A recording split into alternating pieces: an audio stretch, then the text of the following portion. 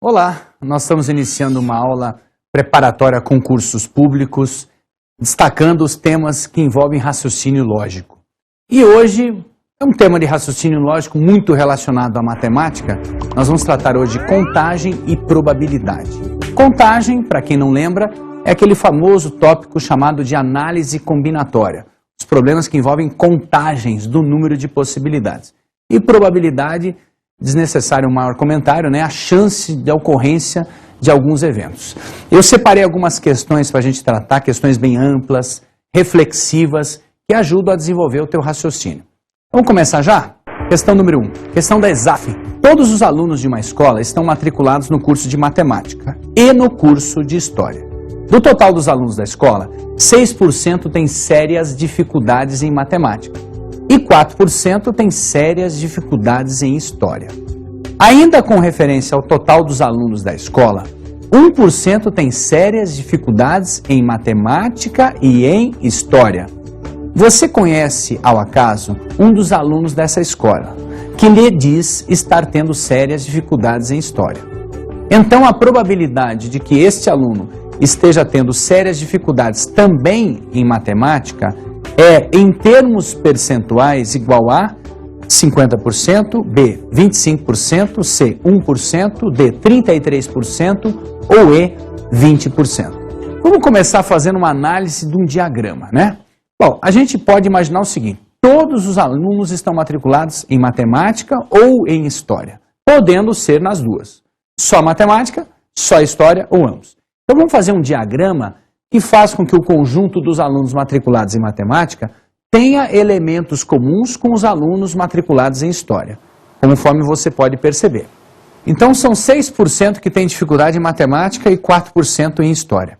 Você não pode colocar esses 6% na parte exclusiva de matemática, nem o 4% na parte exclusiva de história. Sabe por quê? Porque quando alguém diz que alguém tem dificuldade em matemática, a gente não pode dizer o que é que acontece em relação à dificuldade de história, se tem ou não tem. A não ser que a pessoa falasse assim: 6% tem sérias dificuldades apenas em matemática. Isso faria grande diferença na frase. Então, o conjunto da matemática, total 6%. Conjunto da história, total, a bola inteira, o diagrama inteiro, 4%. E vamos colocar ali no meio 1% referente aos alunos que têm tanto sérias dificuldades em matemática quanto em história. Ora, se 1% tem sérias dificuldades em matemática e história, e em matemática são 6, se você fizer 6 menos 1, vai dar 5%, que são os alunos que têm sérias dificuldades apenas em matemática. E se você fizer 4 menos 1, você vai ter 3%, que são os alunos que têm sérias dificuldades apenas em história. Aí a pergunta era, dos alunos que têm sérias dificuldades em história, que percentual que é esse?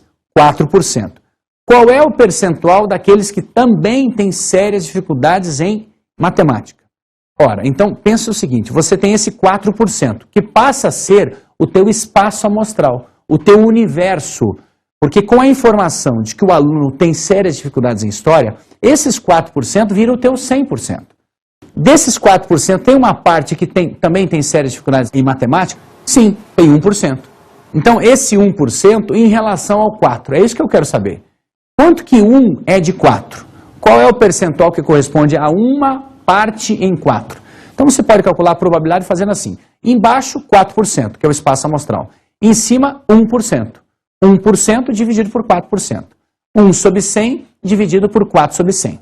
Divisão de frações, você repete a primeira, 1 sobre 100, multiplica o inverso da segunda, que fica 100 dividido por 4. Simplificando 100 por 100, vai dar 1/4. Lógico, né? 1 em 4.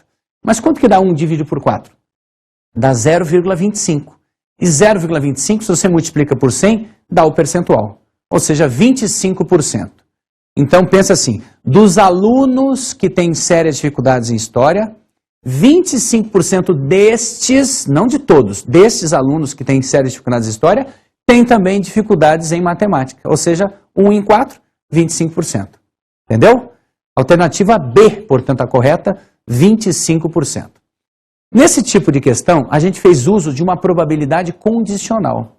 Você não precisava ter usado fórmula nenhuma. Era só ter percebido que, com a informação de que o aluno tinha séria dificuldade em história, esse 4% passava a ter um novo universo.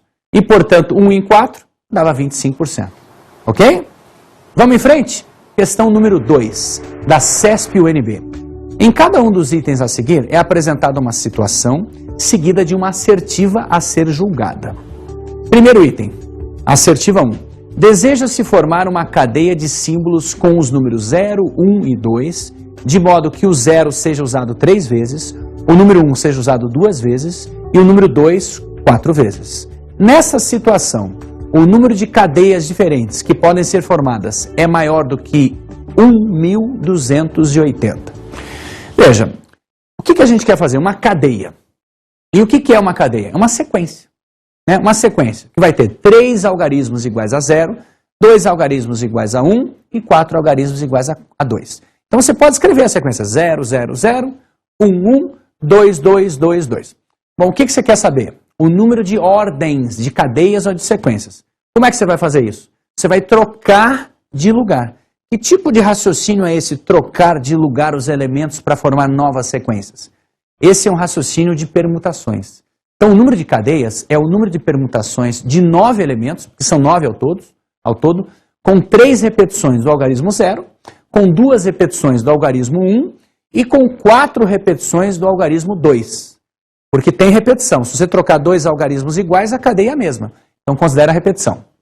Logo, a gente vai ter permutação de 9 com 3 repetições, 2 repetições e 4 repetições. Permutação com repetição. Lembra como é que faz? Você coloca 9 fatorial, que é o total de algarismos da sequência, dividido pelos percentuais ou pelos fatoriais das repetições. 3 fatorial, 2 fatorial e 4 fatorial. Bom, calcular 9 fatorial é um tanto difícil. É longo, né, extenso. Então, o que é melhor? A gente desenvolver esse 9 até o 4. Então, a gente faz 9 vezes 8, vezes 7, vezes 6, vezes 5, vezes 4 e para no 4 fatorial. Embaixo, você tem 3 fatorial, divide 3 vezes 2 vezes 1, 2 fatorial, 2 vezes 1, e o 4 fatorial você deixa do jeito que está. Aí você simplifica 4 fatorial com 4 fatorial. O que mais? Embaixo você vai ter 3 vezes 2 vezes 1, que dá 6, e o 2 vezes 1 dá 2. Então você tem 9 vezes 8 vezes 7 vezes 6 vezes 5, o 4 já desapareceu com a simplificação, embaixo 6 vezes 2. Simplifica o 6 com o 6, direto, e o 8 você simplifica com o 2, e fica 4. Portanto, você vai ter 9 vezes 4 vezes 7 vezes 5. Isso vai dar 1.260.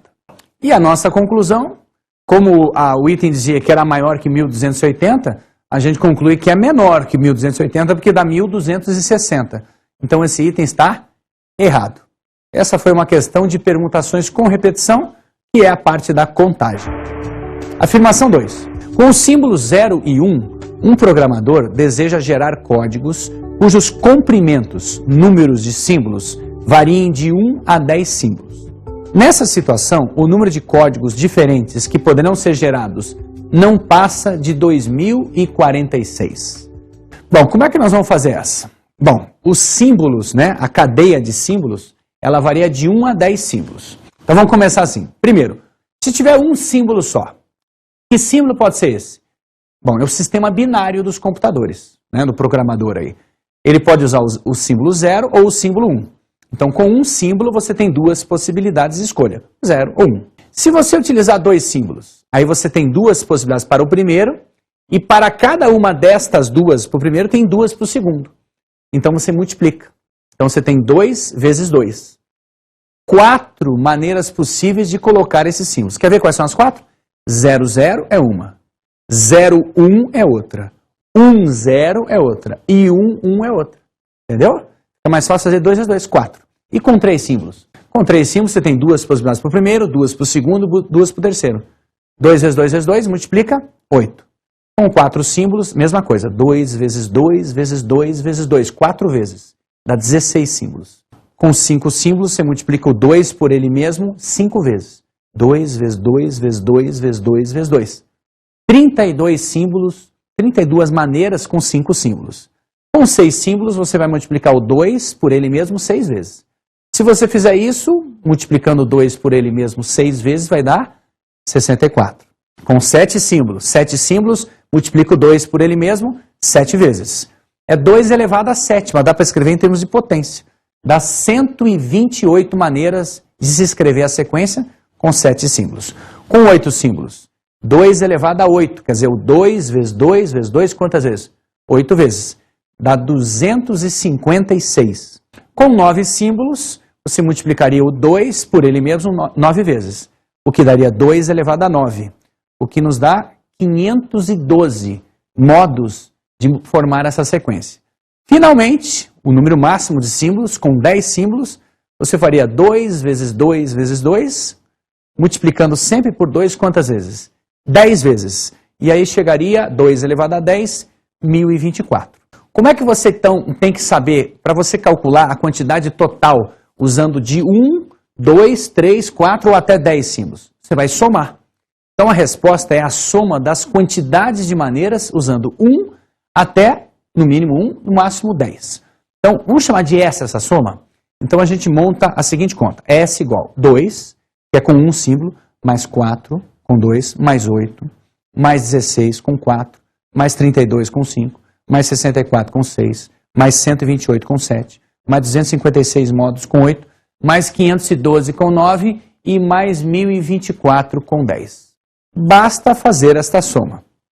Esse basta é maneira de dizer, né? Tem que fazer a soma, mas essa soma, ela está um pouco trabalhosa de fazer, né? Não que você não possa fazer e seja rápido, mas se fosse, por exemplo, de 1 até, digamos, 100 símbolos, imagine quanto tempo a gente demoraria para fazer essa conta. Tem um jeito de você pensar que é assim, essa sequência 2, 4, 8, 16, etc., é uma progressão geométrica de razão 2. Então, na verdade, o que a gente quer calcular é a soma dos termos de uma progressão geométrica de razão 2. Uma sugestão para você calcular essa soma, sem ter que usar fórmula nenhuma, é você multiplicar por 2, porque 2 é a razão. Você está multiplicando, dobrando, né? O novo símbolo dobra. Então, multiplica por 2 a equação que a gente tinha. Como é que ela fica? Ela fica 2S em vez de S. Aí o dobro de 2 é 4, o dobro de 4 é 8, o dobro de 16, de 8 a 16, 32 e vai.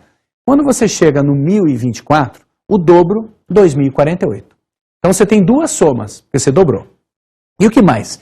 Quando você faz isso, observe que do 4 até o 1024, vamos até colocar entre parênteses, né? Do 4 até o 1024, isso é praticamente a soma que a gente tinha antes, que a gente ia chamar de S. Por que não é igual? Porque faltou o 2. Né? Essa é a soma anterior sem o 2. Então você pode substituir essa expressão, que vai do 4 até o 1024, a soma de todas essas parcelas, por S menos 2. Então a gente escreve 2S igual a S menos 2, entre parênteses, mais 2048. Então agora, por que ficou fácil? Porque esse aqui é o S. Então, como é que eu acho o S aí? Né? O S menos 2, eu vou tirar o parênteses para ficar mais fácil. S menos 2. Esse S você leva o primeiro membro, menos S. E esse menos 2 você vai operar com 2048. Fica 2S menos S, igual, mantém o menos 2. Vou colocar ele no finalzinho, para ficar melhor. 2048 menos 2.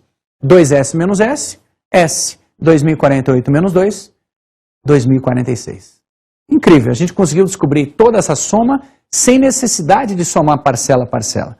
Nesse caso, não sei se você teria facilidade tão grande de fazer a conta. De qualquer maneira, se tivesse mais parcelas, esse jeito de pensar, multiplica pela razão e depois enxerga na soma a soma anterior, você consegue fazer com mais facilidade. Então, o item dizia o quê? Que isso não é maior que 2046. Realmente não é maior que 2046, porque é o próprio 2046. Por isso que o item está certo. Questão muito boa essa aí, envolvendo a matemática. Item 3. Em um centro de pesquisas, onde atuam 10 pesquisadores, deverá ser formada uma equipe com 5 deles para desenvolver determinado projeto. Sabe-se que 2 dos 10 pesquisadores só aceitam participar do trabalho se ambos forem escolhidos. Caso contrário, não participam. Nessa situação, há menos de 250 maneiras diferentes de se montar a equipe. Bom, vejamos. Primeiro vamos organizar os dados, né? Esses tipos de problema a gente tem que organizar para depois se sentir um pouco mais seguro e atacar o problema, a solução dele. Então primeiro coloca assim, são 10 pesquisadores, vamos chamar o A e o B, os 2 pesquisadores que querem participar ou juntos ou não participam. Então A e B têm essa restrição, participam ou juntos ou não participam. E tem outros 8 pesquisadores, evidentemente, para dar 10 no total, que a gente nem sabe os nomes deles e nem precisa. Bom, então nós vamos analisar 2 cenários para a questão. Primeira hipótese, se o A e B estiverem juntos na equipe, ou seja, A e B participam do trabalho. Pensa assim, ó, quando você tinha 5 pessoas na equipe, se você garante a presença do A e do B, ó, coloca o A e o B na equipe, na verdade, quantas vagas sobram na equipe? 3 vagas.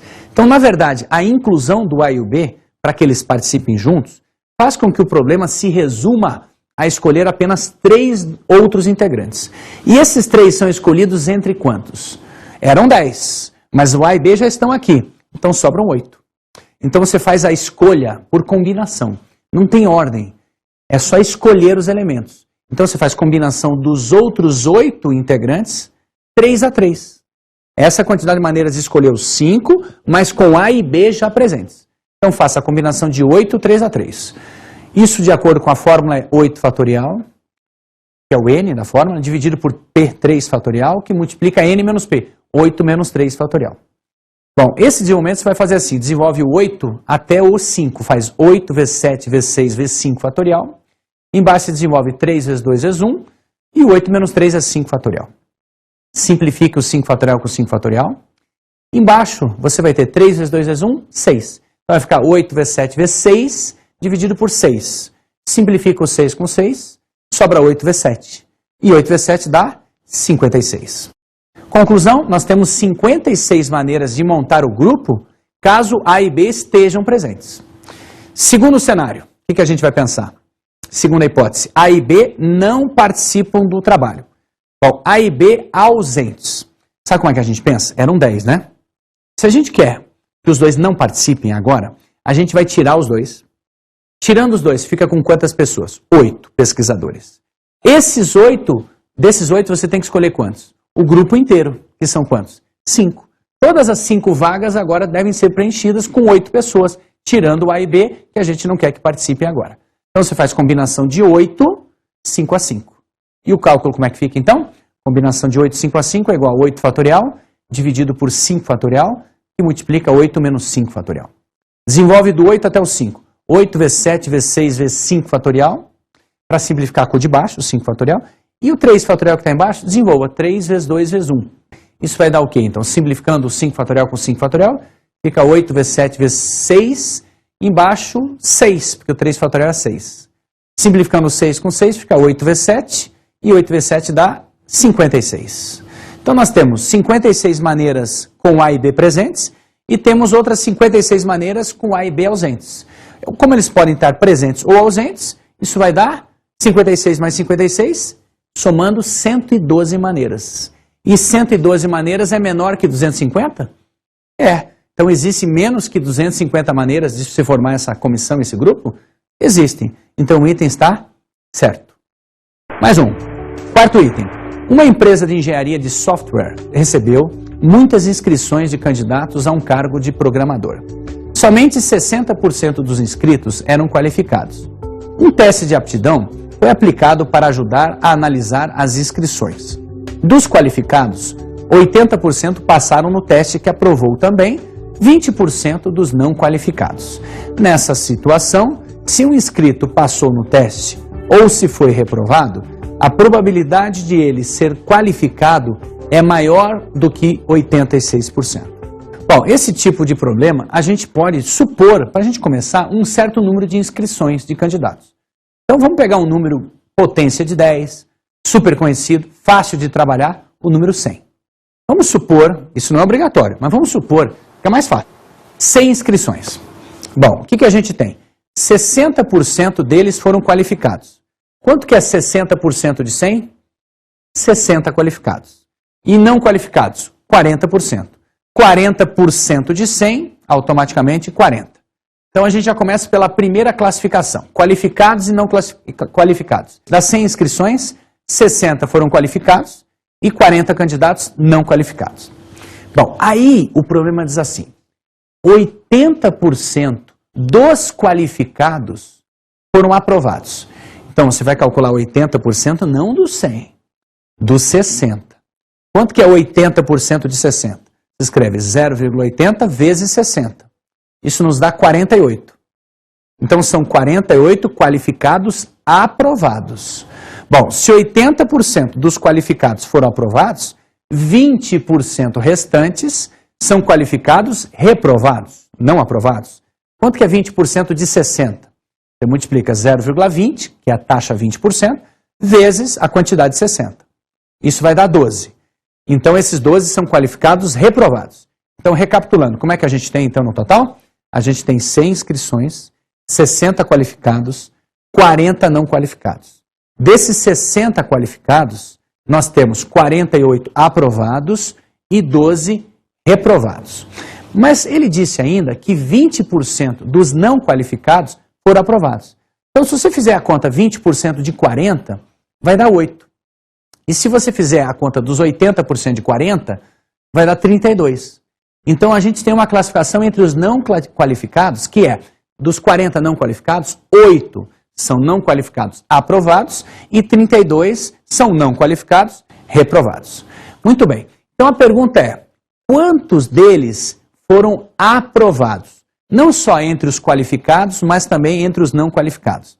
Nós vamos ter um total de 48 qualificados aprovados e 8 não qualificados aprovados. Então, 48 mais 8, dá quanto? São 56 o universo dos aprovados. Agora, desses 56, quantos é que foram qualificados? 48. Então, o que a gente quer saber? Quanto que é 48 em 56? Ou seja, se o 56 fosse 100%, quanto seria o 48? Né? Ou, por exemplo, um time de basquete fez 56 pontos. Um determinado jogador fez 48. 48 de 56. Qual foi a participação dele percentual? É só dividir 48 por 56. 48 dá para simplificar por 56? Dá para simplificar, por exemplo, por 8? Então a probabilidade fica, simplificando por 8, 6 sétimos. 6 sétimos é aproximadamente 0,857, que dá 85,7%. E, portanto, esse item não chegou a 86%, é menor que 86%. Esse item está errado. Portanto, o primeiro item é errado, o segundo certo, o terceiro certo e o quarto item está errado. Questão muito completa, né? Desenvolve bastante. Não só a parte de matemática, mas também a interpretação junto com contagem e também probabilidade. Ok? Exaf.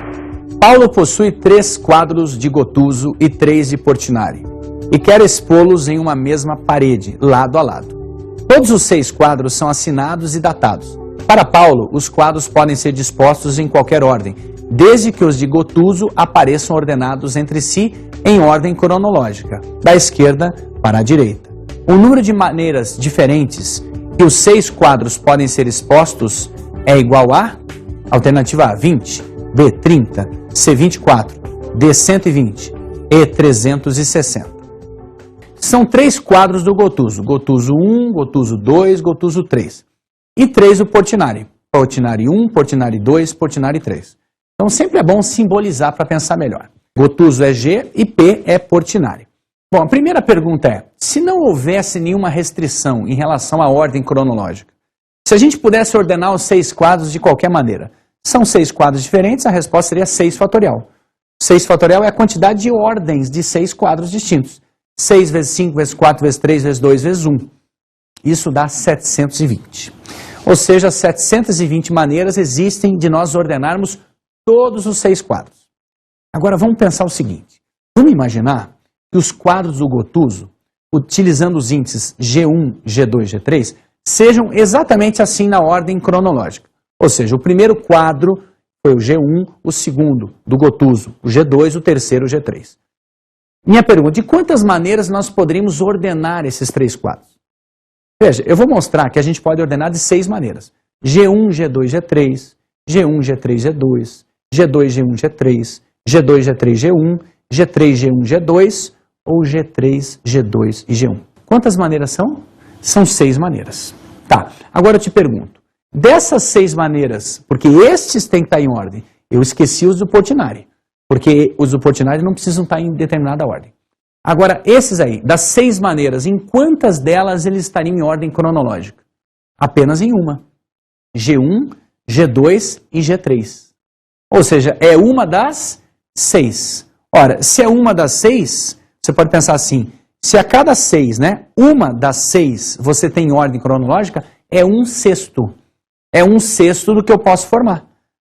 Então, pensando assim, nós temos quantas no total? 720. Então, quantas delas os quadros do Gotuso estariam em ordem cronológica? 1/6 disso.